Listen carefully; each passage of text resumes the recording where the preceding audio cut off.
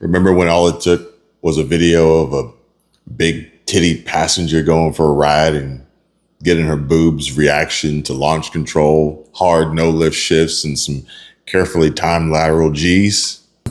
And finding that balance of just enough so they don't pop out and get a strike on your channel. But if the stars align and the gods smile down upon you, viral views and big paydays are in your future, or you think. Because honestly, I bet CPM was extremely low and advertisers didn't pay too much attention to that type of content and the audience that it would attract. Never buy a car to make money, because it won't. Buy it because you love it, or maybe you need it. All right, guys, today I broke out this light. I haven't used this light in a minute. I'm trying to get a little bit better lighting in the garage. Or maybe I should just open the door. I'll open the door and get some natural lighting in here. The car is still completely filthy. It's absolutely a mess. It's dirty, but that should be rectified today because it's not raining. And in fact, I'll show you this. The final piece of the puzzle was delivered yesterday. So I can go ahead and put this car wash detailing setup together the way I had envisioned. And I got, this is a no kink flexible pressure washer. Oh, Flexzilla. That's what it is. Flexzilla. So I got 50 foot of Flexzilla hose. This is the 1/4 inch Flexzilla. And so this should really, this hose and this gun should really make this an enjoyable car washing process. So we're on YouTube, right? And I know that some people may consider or have actually made purchases for YouTube specifically because they think it will make money. And I have steered away from that because I've found that it isn't necessarily true, and it can put you down a never-ending path of constantly doubling down to try and make up for the money you spent, invested, and are waiting to recoup. That's why this channel is not a profit center. This channel is for fun. I didn't even know that this channel was going to get monetized anytime soon. It's just, I bought a C8 Z06. I made a couple videos about why I chose it, the spec, why I love it so much, and perhaps maybe more importantly, why I got it over a 911. YouTube liked it, gave me a bunch of views. I already had the subscribers, or at least it got me up to the subscribers that I needed. And here we are, monetized. And this morning, I actually had a phone call, not with YouTube, but because of YouTube and because of my other channels. And this phone call was actually an investment opportunity, so to speak. And a company approached me and says, "Hey, Kevin, we are interested in offering you a substantial amount of money for you to make content." Obviously, they would get a return on their investment and in theory, help my channel grow and this, that, and the other, and yada, yada, yada. And I would say that, granted, the initial offer probably wouldn't match the actual offer, but it was enough to at least allow me to schedule a call to get more information. And I would say that at the end of the day, I would be willing to bet that they would offer me anywhere from $250,000 to $500,000 for a 2-year contract. There's a lot that goes into it that I'm not going to get into the nitty gritty of.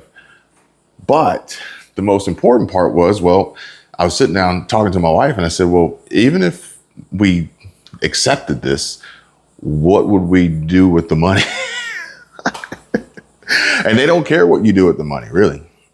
And so I jokingly, I told her, I said, well, I guess I'd buy a titanium exhaust, at least.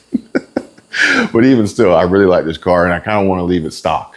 I have seen some videos here recently of some exhausts, and some have been lowered and different things like that, but I'm really just feeling this the way it is. So I'm not going to make any changes. And, you know, it's like, yes, this car, I believe, has helped this channel grow, but there's absolutely no way that I would want to invest in, especially a car, for the idea of creating a business out of the YouTube channel associated with the car. Me personally, I just wouldn't do it. And so I guess I should provide a little bit more clarity and explanation. And there was actually an instance where I did buy a vehicle because of the amount of money that vehicle would produce. And this was back in 2017. And I bought a 2017 Ford F-250 Lariat 6.7 Power Stroke Super Duty. And it was for my company. I started a construction company, and it was going to be the workhorse. It was going to haul, it was going to tow, it was going to be on job sites, it was going to be a marketing tool. But it wasn't necessarily like, it was indirectly going to make money. It wasn't going to directly make money. It was indirectly going to make money, or at least allow me and afford me the ability and opportunity to make money because of the business.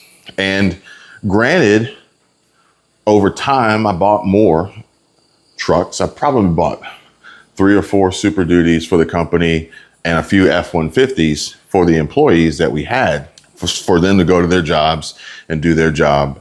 And granted, those vehicles were a part of making money, but it wasn't necessarily we were buying the vehicles so that the vehicles themselves would produce money. It's just that they were tools that we needed. Much like the tools I need here to wash the car and clean the car, the tools that I need to work on the car, turn wrenches, the tools that are being used to make content in YouTube videos, they help. But, you know, at the same time, we could have gotten the job done, maybe not so much without them, but maybe for less money. There are other options. And so they're parts of a whole, I guess. But in this particular situation and this offer, granted, you know, it's like the catch being, we, you know, it's not like, I'm not trying to make this come across any certain type of way, but we just don't need it because it's not how we do things. And so because we've figured out, and we continuously work on creating content as our source of income, in theory, at the lowest cost possible, it's not attractive for us to be offered a lump sum advance, essentially, at the cost of repayment, interest, and probably the worst part about it is loss of control, being forced into a multi-channel network and losing complete control. For what reason? Now, I will say this. I thought that if, as a content creator, you were bootstrap, grassroots, just doing everything yourself, trying the best you can, and actually making progress, and more so specifically and particularly in the world of travel, and you were monetized and you were experiencing success, but you also felt like more travel would increase your success and ultimately your earnings and revenue and profit potential. Okay, well, maybe I could see that, but there's very few instances where I would say take the money. At the same time, I feel like there's probably some channels out there that had experienced some really good success. Now, not so much. And they may be thinking to themselves, well, if I had the money to invest into the channel, it would lighten my workload or burden, because now your annual AdSense, or I'm sorry, your monthly AdSense has been reduced. Well, now you can get a boost, you can get an investment, some injected capital to then improve your studio setup, improve your camera or lighting, hire a team, editors, script writers, analysts, coaches, consultants, even Maybe even incentivize guests to join you on your channel to help its growth. Maybe. But I'm gonna tell you guys right now, throw all that shit out the window. Figure out how to do it yourself with as little money, if not zero, as possible. And then decide how you want to scale. Because if you don't have a proven path and strategy for success, you're just going to be pissing money. You're going to be throwing it at the wind, pissing in the wind, burning money. And then the worst case scenario is you get to the end of the road, the end of the line, you're out of cash, you still owe this money, and you haven't grown, you haven't increased your revenue, you haven't progressed at all. And now you're worse off than when you started. There's a few things that, I've experienced that, this, at the same time, you don't know what you don't know. And sometimes you got to go through it to figure it out. And, I'm of the mindset and philosophy that most people don't really know what they want. They only know what they don't want after having experienced it. And, I thought I wanted a 911. And it wasn't until I experienced it that I realized that I didn't. And I didn't know I wanted a Z06, or at least a C8 Z06, until I experienced it. And so here we are. And I'm very happy. I'm very pleased to be here.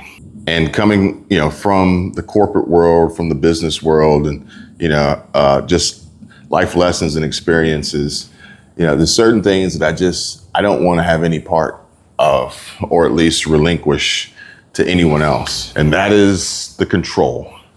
And so I avoid partnerships, and I avoid loans and funding and financing and control and ownership stakes and percentages, because it really, really can ruin a great thing or something that could be better.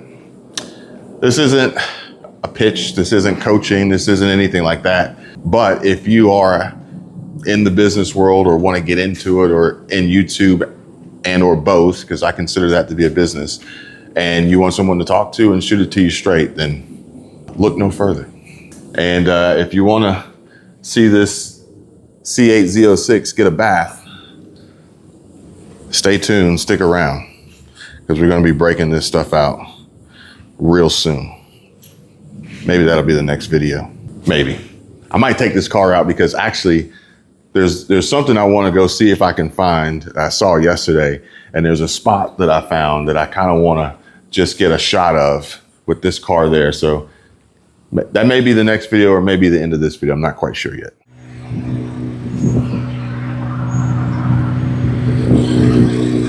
So we made it to the spot. Sorry for the shaky camera. I'm trying some crazy camera angle with my tripod. And it's fully extended here. But my wife and I, we ended up going to breakfast. And she was like, well, she was going to make me breakfast, but I was like, let's ride out. Let's go to breakfast. We had a good chat with some friends. Finalized the business deal that we've been working on for a little bit. And sorry for the wind noise, guys. And then I got able to get out here to this spot where I just saw this spot yesterday. I thought it'd be a good spot to record the car. See if the thought that I had in mind yesterday when we drove by it pans out visually on camera. Maybe this might be a thumbnail. What do you guys think? There's something about like dead ends and just street signs and, random vacant lots. It changes the perspective of the car in different environments.